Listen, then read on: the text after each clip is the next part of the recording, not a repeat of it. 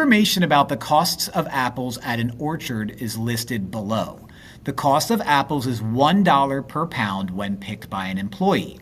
The equation T equals 0.85N describes the relationship between the total cost in dollars and the number of pounds N when picked by a customer.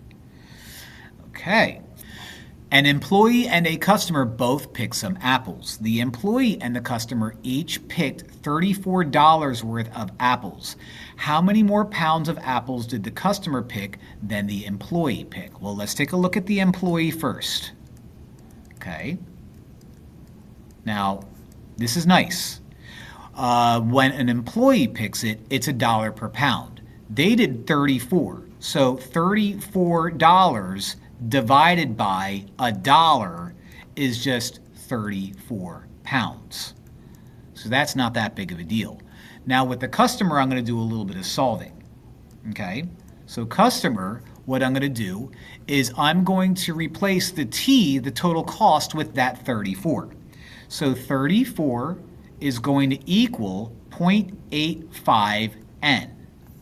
Now to solve this equation, we divide both sides by 0.85. Divide both sides by 0.85.